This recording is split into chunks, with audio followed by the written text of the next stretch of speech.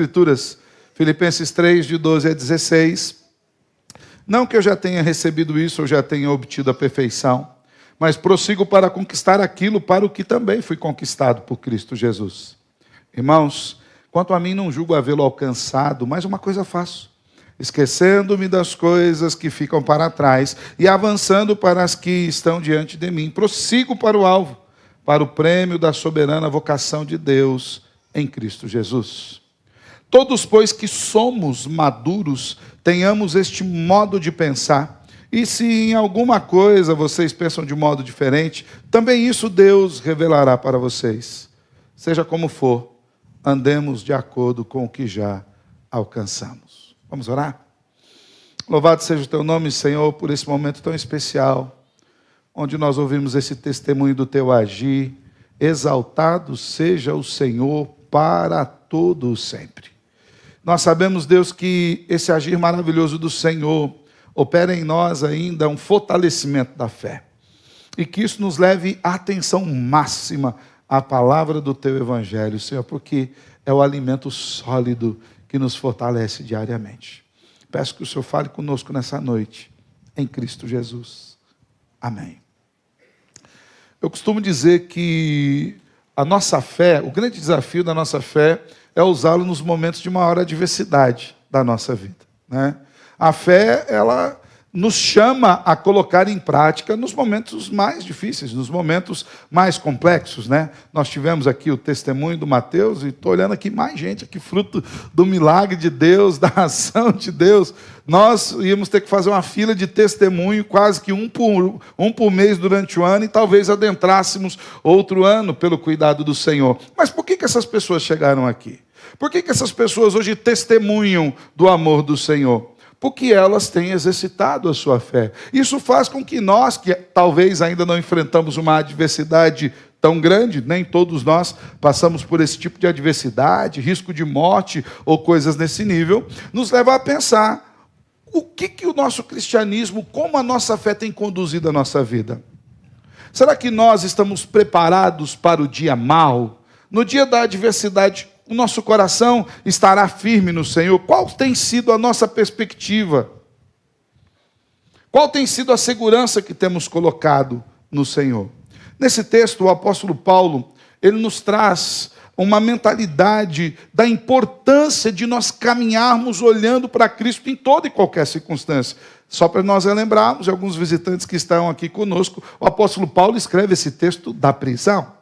Ele estava na cadeia em Roma, sendo consolado, inclusive, pela igreja que enviou obreiros. Tinha ali o servo do Senhor, Timóteo, seu filho na fé que cuidava dele. Epafrodito, o irmão enviado pela igreja, foi enviado como um lenitivo espiritual para Paulo, que alguns anos depois foi decapitado e estava com a fé intacta. A alegria de Paulo era tamanha que ele pregava com intrepidez, mesmo nas cadeias. E nesse texto em específico, o apóstolo Paulo está nos trazendo uma verdade que está ligada até ao sermão que nós falamos na semana passada. Paulo está falando de algo que está ligado aos versículos anteriores, onde ele fala de tudo aquilo que ele havia perdido ou abandonado por causa de Cristo, e de todas as coisas que agora ele ganhara por Cristo. Se você estiver com a sua Bíblia aberta, dos versículos 4 até o 6, Paulo diz: é verdade que eu também poderia confiar na carne. Paulo diz, ele não ia confiar na carne, embora ele pudesse. Se alguém pensa que pode confiar na carne, ainda mais eu. Fui circuncidado ao 8º dia, sou da linhagem de Israel, da tribo de Benjamim, hebreu de hebreus. Quanto à lei eu era fariseu, quanto ao zelo, perseguidor da igreja, quanto à justiça que há na lei, irrepreensível. Diante de tudo isso, Paulo não julgava estar pronto ao que ele afirma. Não que eu já tenha recebido isso, ou que já tenha obtido a perfeição, mas prossigo para conquistar aquilo para o que também fui conquistado por Cristo Jesus. Paulo teve um encontro transformador com o Salvador na sua vida.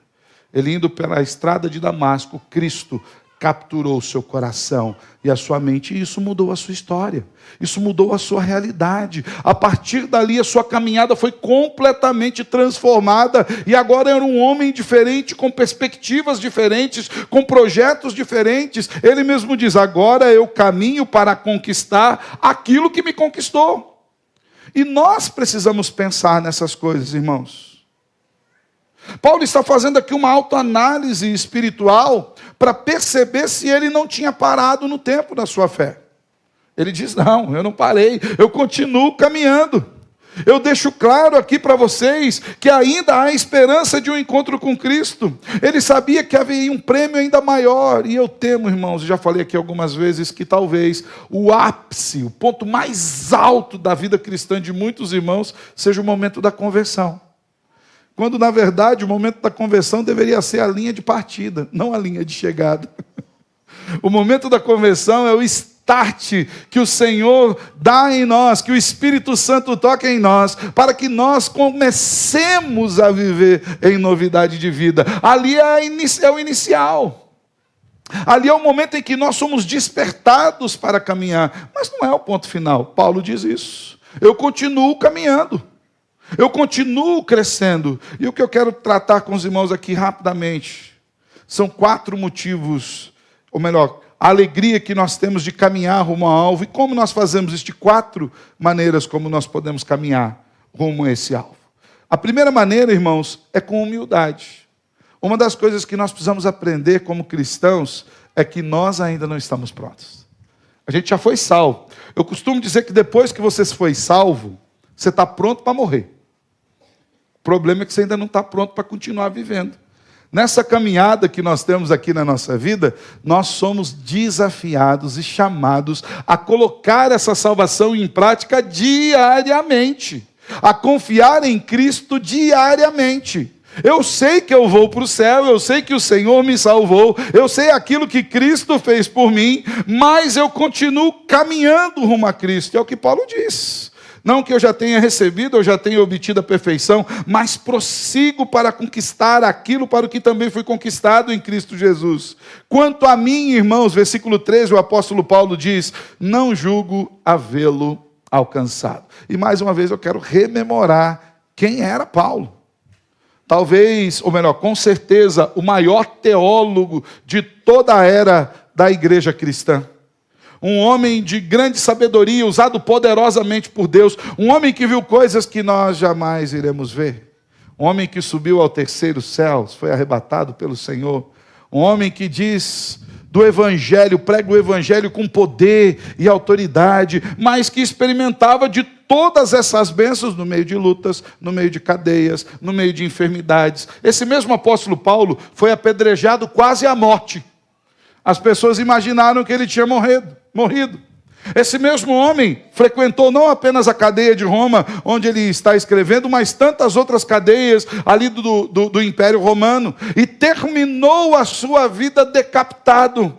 Mas é o mesmo homem que diz, eu sei que para mim o viver é Cristo e o morrer é lucro. Ele diz que ele sabia onde estava depositada a sua vida e a sua esperança. Eu sei em quem tenho crido. É por isso que Paulo diz aqui que nessa caminhada rumo ao alvo, nós precisamos ter a humildade de saber que aqui a gente ainda não está pronto. A certeza da salvação, irmãos, deve trazer segurança, não arrogância. Paulo se demonstrou humilde diante dos seus irmãos. Ele buscava imitar a Cristo no seu proceder. Inclusive ele fala, olha, sejam meus imitadores como eu também sou de Cristo. Um grande passo rumo ao alvo é a visão espiritual de que ainda não alcançamos o estágio final. Isso para nós é importante, irmãos. Às vezes nós, pela graça de Deus, que temos recebido tão boa teologia, temos estudado as Escrituras, temos uma escola bíblica forte, nós temos estudado, inclusive, expositivamente as Escrituras aqui. Às vezes o nosso coração pode cair no engano e no pecado de achar que a gente é bom demais. E de achar que a partir de um dado momento da nossa existência, Deus vai resolver nos salvar porque a gente é gente boa. Quando não é isso que acontece. Paulo diz, eu ainda não alcancei esse processo.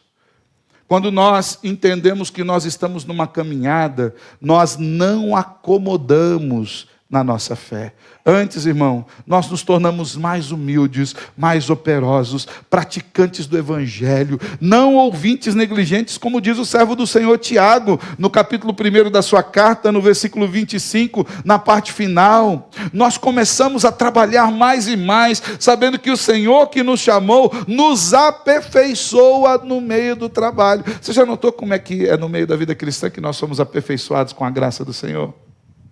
Eu tenho certeza, não que o Mateus não orasse, e que cada um desses irmãos que eu citei, que são milagres de Deus, não oraram, mas na aflição oraram, um cadinho assim mais, né? No momento da luta, nós somos chamados a exercitar essa fé. E às vezes isso é uma ferramenta do Senhor para nos manter tranquilos, confiando nele. Salmo 46, aquietai-vos e sabei que eu sou Deus. Não é vocês. Sou eu, não eu, o Senhor. Ele é Deus, Ele é exaltado. Nós nos aquietamos nele. A humildade, irmãos, opera em nós o reconhecimento das nossas próprias falhas, das nossas limitações. A humildade faz com que nós vejamos o quanto nós precisamos de Deus e nos leva a não medir esforços para estarmos com o Senhor.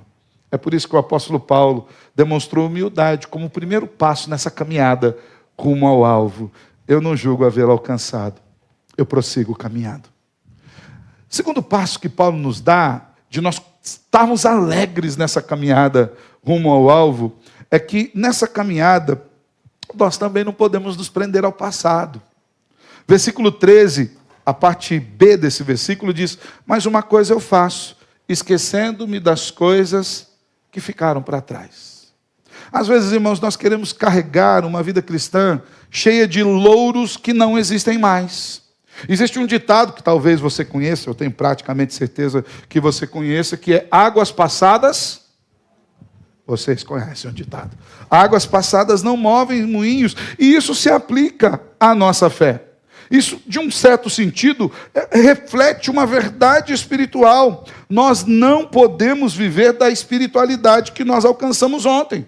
Mas nós devemos buscar uma vida com Deus renovada hoje, e uma vida com Deus renovada amanhã, e uma vida com Deus aprimorada depois de amanhã, em um crescimento do conhecimento do Senhor. O profeta já nos dizia, Oséias, conheçamos e prossigamos em conhecer o Senhor. Ele poderia muito bem dizer, conheça o Senhor e está tudo certo. Mas ele fala de um progresso na vida cristã. O apóstolo Paulo diz, olha, eu continuo caminhando, olhando para as coisas que estão na nossa frente. A oração de ontem, a vida espiritual de ontem, a sua leitura de ontem, elas são suficientes para fortalecer você? Sim, porém você precisa continuar caminhando com Deus.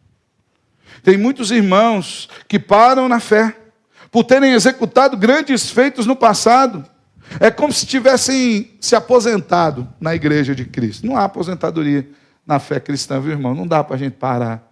Alguns exemplos nas Escrituras são tocantes. Eu, principalmente, me emociono quando leio o texto de Caleb, depois que eles conquistaram Canaã, e Caleb, com 80 anos de idade, ficou sabendo que agora eles iriam dividir as tribos, entrar para dentro da terra, e ele disse para Josué assim, eu estou pronto hoje como eu estava há 40 anos atrás. Porque a segurança de Caleb estava onde? Em Deus. Ele falou, o Deus que diz que vai me dar a minha parte, vai me dar a minha parte. Isso não depende de mim. Paulo nos diz, uma coisa faço, esquecendo-me das coisas que ficaram para trás e avançando para as que estão diante de mim. Prossigo para o alvo, para o prêmio da soberana vocação de Deus em Cristo Jesus. Quem vive de passado, irmãos, é museu. Nós não podemos deixar a nossa fé em uma prateleira do passado exposta como um troféu, a ponto de alguém vir conversar conosco e você falar, olha, lá atrás eu fiz isso, lá atrás eu trabalhava nessa área, lá atrás eu construí, lá atrás eu edifiquei, e hoje? Não, hoje eu estou parado. Hoje eu não faço mais nada. A minha vida se resume em olhar as coisas que aconteceram no passado. Isso não é uma realidade que o Senhor nos chama a viver. Paulo diz, pelo contrário, eu me desfaço das coisas que ficaram no passado. A fé é algo, irmãos, que tem valor diário. E eu não estou dizendo que talvez você vai desconsiderar realizações por conta do vigor físico, mas nós não realizamos as coisas apenas com a força do nosso braço. Eu conheço muitos irmãos que trabalharam arduamente no passado e que hoje talvez não tenham esse mesmo vigor e dobram seus joelhos e oram ao Senhor e estão diante do Senhor, servindo a igreja com a mesma intensidade, não com o mesmo vigor físico, mas com a fé intacta, fortalecida no Deus que a sustenta. A igreja é chamada a isso, a viver essa fé diariamente, a saber que o Senhor ainda tem coisas novas a fazer no nosso meio, até o dia de Cristo Jesus. Haverá um dia em que tudo estará completo. Haverá um dia em que nós ouviremos o nosso nome sendo chamado. Haverá um dia em que subiremos com o Senhor, em que seremos reunidos com todos os santos de todas as eras, em todos os tempos, diante daquele que vive e reina. Haverá um dia onde nos ajuntaremos aos anjos, aos anciãos, aos seres viventes, numa eterna adoração diante do Salvador. Mas enquanto esse dia não chega, nós somos chamados a fazer essas coisas aqui. Nós somos chamados a servi-lo aqui. Nós somos chamados a trabalhar por ele aqui. E somos chamados a inspirar a igreja, os nossos filhos. Somos chamados a viver as realidades, inclusive, profecia do profeta Joel, capítulo 2, 28, diz: vossos filhos e vossas filhas profetizarão, os vossos anciãos terão sonhos, e os vossos jovens terão visão. Visão de quê? Do Senhor. Nós somos chamados, irmãos, a não viver de passado, a abandonarmos o nosso passado, seja de glórias, seja de pecado também. Não apenas uma espiritualidade que nós devemos parar e não ficar atrelados a ela, mas também a vida de pecado. Lembra que o apóstolo Paulo, quando foi encontrado por Cristo, estava indo para Damasco matar os cristãos. Ele nunca mais teve essa prática, pelo contrário. Agora ele imitava a Cristo, entregando a sua vida por causa do Evangelho. Desligar-se do passado é um segundo passo para a gente continuar caminhando para frente.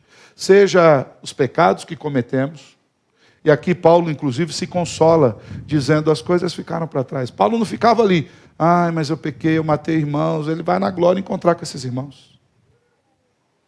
A vida dele é transformada por Cristo, completamente.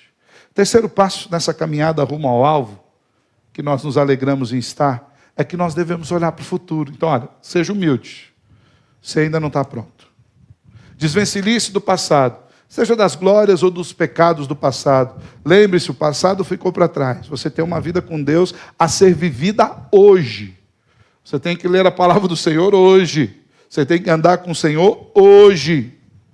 E lembre-se, você tem que olhar para frente, para Cristo. Seu alvo é Cristo. Cantamos aqui. O nosso alvo é Cristo. O problema é que às vezes nós não temos Cristo como alvo. Isso é preocupante. Nós colocamos como alvo coisas terrenas às vezes. Às vezes nós colocamos como alvo conquistar uma casa, um carro, um bom trabalho, um emprego, uma aposentadoria tranquila. Não que essas coisas sejam más em si, veja bem, elas não são maléficas de maneira alguma. O problema é quando elas se tornam o nosso objetivo de vida. Paulo diz o seguinte: avanço para as coisas que diante de mim estão, eu prossigo para o alvo. Mas qual era o alvo de Paulo? Ele diz: o prêmio da soberana vocação de Deus em Cristo Jesus. Paulo entendia que aquilo que aconteceu com ele no caminho da estrada de Damasco não era algo temporal.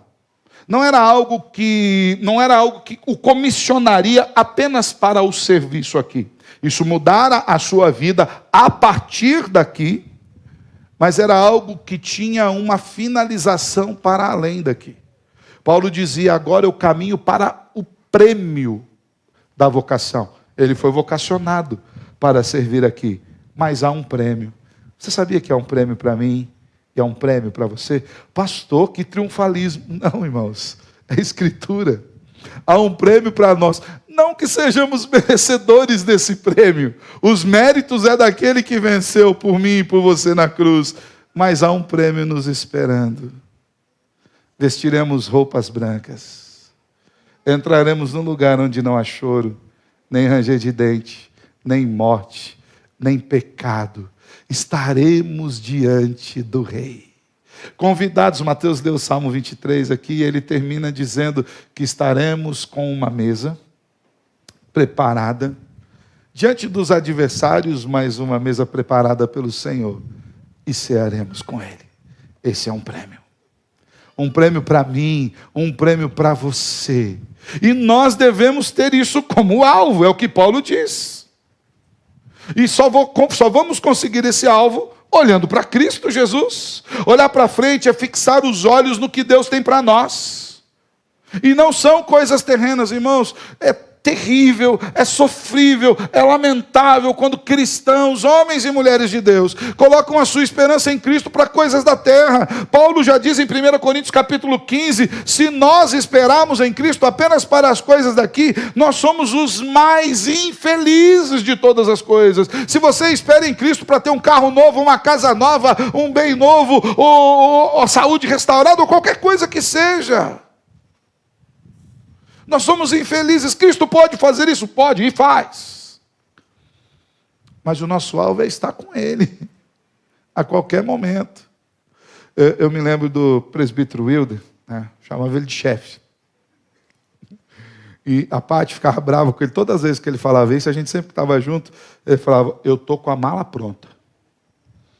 A hora que o Senhor chamar, a mala está pronta. Ela falou, vou desfazer essa mala. Uma hora o Senhor o chamou. E sabe o que nos alegrou no meio da dor? Ele estava com a mala pronta. Não ficou nada para trás. Estava pronto para o encontro com o Senhor.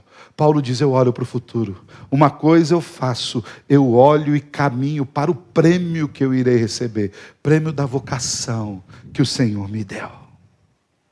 Irmãos, nós precisamos fazer isso também. Nós precisamos olhar para Cristo. Nós precisamos correr para aquilo que, como diz Paulo em 1 Coríntios 2,9, nem olhos viram, nem ouvidos ouviram, nem jamais penetrou em coração humano, aquilo que Deus tem preparado para mim e para você. Esse é o nosso prêmio. Avançar para um novo modelo de vida que é manifesto na pessoa de Cristo, estar disposto a abrir mão das coisas daqui, porque se perdemos qualquer coisa aqui, Paulo diz, eu perdi tudo isso, mas eu perdi porque eu ganhei algo maior, eu ganhei a Cristo. Irmãos, nós fomos salvos. Você entende o que é isso? Deus não mudou apenas o seu estilo de vida aqui, Deus mudou o nosso destino eterno. A gente vai morar no céu. E nós adiantamos essas realidades aqui. Por isso a igreja do Senhor não pode ficar se lamentando, seja por erros ou acertos do passado. Mas a igreja do Senhor caminha olhando para o Salvador, que é o nosso futuro. O meu futuro e o seu é estar no céu. Esse é o nosso futuro. Aleluia! Louvado seja o Salvador por isso. E nós não podemos ficar parados no tempo nem olhando para trás. Eu lembro-me que eu li um livro há um tempo atrás, e eu gostei bastante dele. Ele é um livro que foi um tanto controverso, algumas igrejas até sofreram um pouco com esse livro, mas o livro em si é muito bom, é que às vezes as pessoas aplicaram ele de maneira errada, que é uma igreja com propósitos, né? Tem gente que ouve o nome do livro até arrepia, né? Mas o livro era bom. O problema é que muita gente quis olhar um modelo de uma ação de Deus em um tempo, em um lugar, em uma situação específica, e quis fazer aquilo replicado em todo lugar, como se pudesse manipular a ação de Deus, ou como se seguisse algumas receitas, Deus iria fazer de novo aquilo que Ele quis fazer naquele lugar, e ponto final. Deus é um Deus de exclusividade, tem coisas que Ele quer fazer, e Ele faz num lugar e não faz em outro lugar. Você já ouviu falar do sermão Pecadores nas Mãos de um Deus Irado, de Jonathan Edwards? Se você não ouviu, deixa eu te contar uma pequena história sobre esse sermão. Ele é um sermão famosíssimo. Certa feita, Jonathan Edwards estava pregando esse sermão na sua igreja. E enquanto ele pregava o sermão Pecadores nas Mãos de um Deus Irado, os irmãos começaram a se apavorar, e eles se agarravam nas colunas da igreja, nos bancos na igreja, porque eles estavam com medo de que Deus abrisse um buraco ali, e eles fossem engolidos pelo inferno, e houve um grande avivamento, um grande despertar para Deus. Mas Jonathan Edwards pregou esse sermão por dezenas de vezes, em vários lugares. E naquele momento específico, Deus quis usar aquele sermão.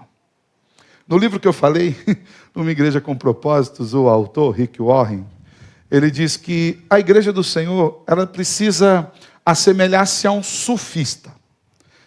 O surfista não faz a onda. Ele simplesmente aprende a pegá-la e a segui-la. E ele nunca surfará na mesma onda de novo.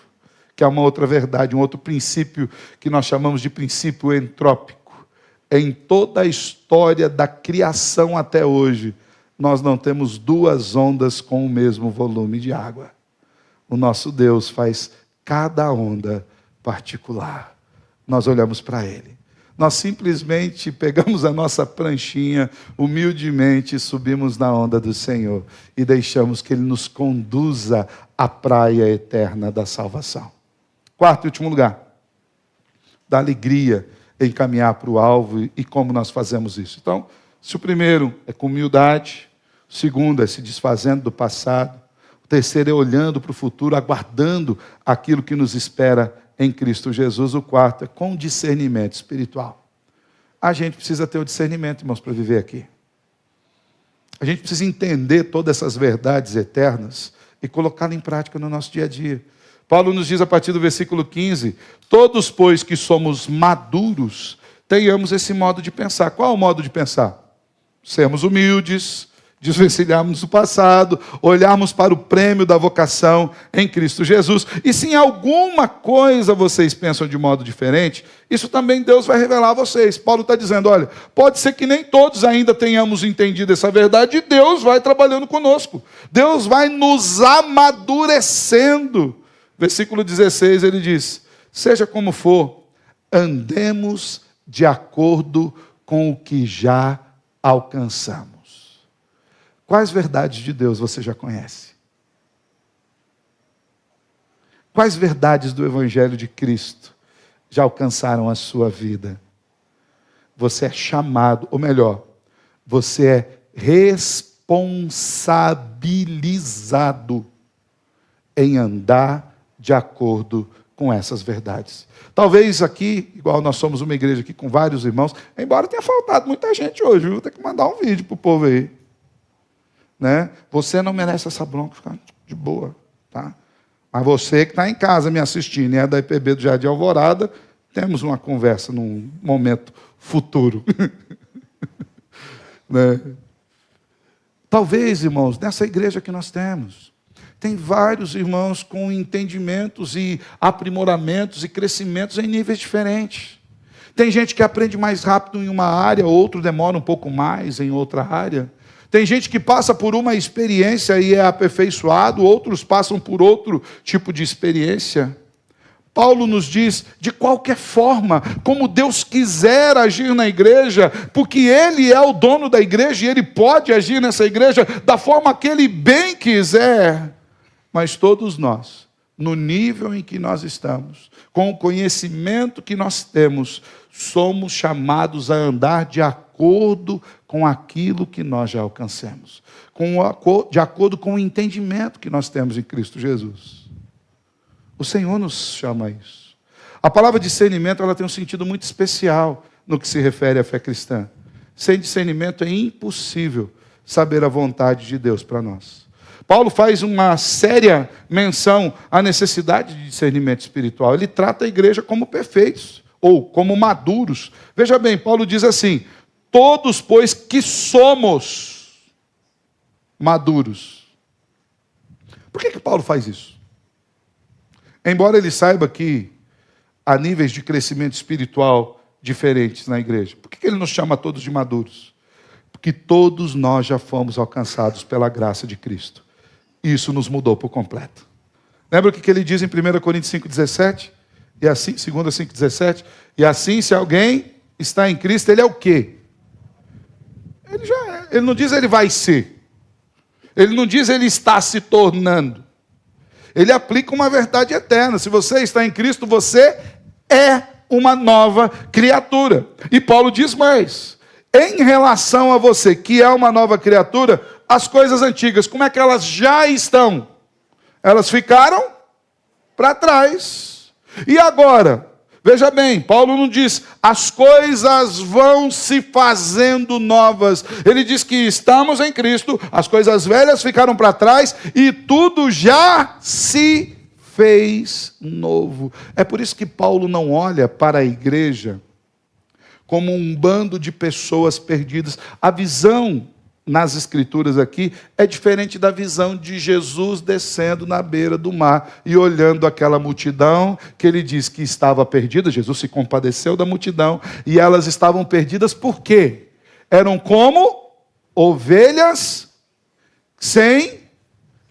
E nós somos ovelhas sem pastor? Nós somos pastoreados pelo Senhor. O nosso problema talvez seja outro, não esse.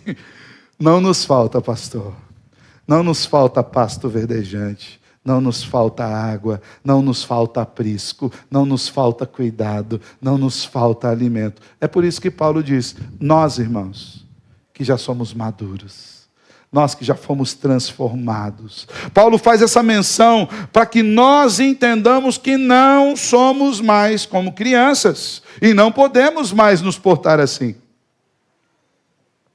Agora à tarde, pouco final da tarde, antes de vir para o culto, o Leno me mandou um videozinho e falou, eu tento, né? E eu fui ver o vídeo. Era o vídeo dele ensinando a Lina a se comportar no culto. Se bem que eu acho que ela ouviu direitinho ali, pelo menos agora, né? Por enquanto. E o Leno falando com a Lina lá, você vai no culto adorar ao... E ela, Senhor, tem que ler a Bíblia, tem que ouvir a palavra, tem que ficar quietinha. E a Lina vai fazer isso? Ela, não.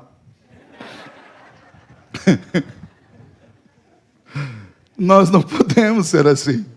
Ela é uma criança. Mandei para a Patrícia, que gracinha, coisa mais linda. Isso porque os nossos já cresceram, né? Quando é o seu filho, você fica desesperado. Quando ele faz tudo o que você falou, que não era para fazer. Não é assim que funciona? Paulo diz que nós já não somos mais assim. Nós fomos amadurecidos, nós fomos transformados, nós temos um discernimento. Se o Senhor nos perguntar se você vai fazer isso, nós deveríamos dizer sim, Senhor. Com a ajuda do Teu Espírito, talvez até pudéssemos fazer uma oração bastante sincera. Ajuda-nos na nossa falta de fé, mas nós queremos. A palavra nos chama a andarmos de acordo com aquilo que já alcancemos, o que significa que nós devemos praticar o evangelho que a gente já conhece. Você sabe que tem que perdoar alguém? Quem não sabe que precisa perdoar aí? Todo mundo está informado que precisa perdoar? Então, se alguém pisar no seu calo, você tem que fazer o quê? Perdoar. Você sabe que você precisa amar o seu próximo, não apenas o seu próximo, mas até os seus inimigos. E que o seu próximo não deve ser amado apenas como a você mesmo, mas Jesus acrescenta, ele falou, agora eu dou um mandamento novo. O primeiro era ame o seu próximo como você mesmo. Eu estou dando um outro mandamento. E qual é? Ame o seu próximo como eu amei. Então o que você precisa fazer? Amar. Você é chamado a servir ao Senhor com alegria. Então o que você tem que fazer? Servir. A palavra de Deus diz que há um padrão de santidade para mim e para você. E é um padrão razoavelmente alto. Porque diz, sede santos, porque eu, o Senhor, vosso Deus, sou santo. E o que nós devemos ser? Santos. Cada um de nós ande de acordo com aquilo que já alcancemos. Pastor, como a gente vai fazer isso? Pela graça. Pela graça que nos sustenta diariamente. A mesma graça que sustentou Paulo na cadeia. A mesma graça que, por ação do Espírito, inspirou Paulo a escrever essas palavras a nós. Quais verdades acerca de Deus, da sua salvação e da segurança que temos em Cristo nós já recebemos? Vivamos de acordo com elas. Não sabemos se um dia passaremos pela experiência do Mateus. Não sabemos se um dia passaremos por tantas outras experiências de tantos outros irmãos aqui, que inclusive já testemunharam aqui. Mas quando passarmos, nós devemos estar respondendo a cada uma dessas circunstâncias de acordo com aquilo que a gente já recebeu. Há perigo de morte? Não estou dizendo que você tem que sorrir de orelha a orelha, mas você precisa estar seguro de para onde você vai. Estamos seguros de estarmos com Cristo? É preciso que a igreja discirna a vontade de Deus e viva a vontade de Deus. Caminhamos para o alvo. O alvo é Cristo Jesus. Quando nós não temos o discernimento espiritual, nós agimos como crianças que dizem não, mesmo depois de terem aprendido. Meus irmãos, o nosso alvo é a glória de Cristo, lá e aqui e lá. E que nós aguardemos essa glorificação eterna, o prêmio da soberana vocação, mas já vivamos como salvos aqui, nós que somos maduros, nós que já somos... A palavra maduros, no grego original, ela tem uma outra tradução. Aqui na NAA, o tradutor ele foi tranquilo, ele quis pegar leve, mas uma das traduções possíveis originais é vocês que são perfeitos. Só que a perfeição aqui não é no sentido de não ter falhas, é vocês que já foram aperfeiçoados pelo Espírito Santo por completo. Lembra que eu falei no sermão? Vocês que já estão prontos para morrer. Vocês que já estão prontos para encontrar-se com o Senhor. Vocês que, se o Senhor chamar o nome agora, estão prontos para ir. Vocês que estão com a mala pronta. Tem gente que fala, pastor, nem comprei a mala ainda. Tem que estar pronta, compacta. Na verdade, você nem precisa levar nada daqui. Tudo que é de bom te espera lá, naquele lugar. Que nós vivamos assim. Que nós possamos, cheios de humildade, olhando para o futuro, libertos do nosso passado em todos os sentidos. Seja em conquistas espirituais, seja dos nossos pecados, que abandonamos aos pés da cruz de Cristo. Cheios de discernimento espiritual. Vivendo as verdades que nós já conhecemos. Que nós continuemos caminhando para o alvo, para o prêmio da soberana vocação, em Cristo Jesus. Amém? Fecha seus olhos, quero orar com você. Só temos que louvar o teu nome, Senhor. O Senhor é tão bom. E nós experimentamos da sua bondade diariamente, em todos os sentidos. Nos ajuda, Senhor, a viver de acordo com aquilo que já alcancemos, para que nós andemos rumo ao alvo com firmeza nos nossos passos, até o dia do grande encontro, em que o Senhor mesmo venha nos chamar e nos reúna contigo por toda a eternidade, em Cristo Jesus. Amém e amém. Louvado.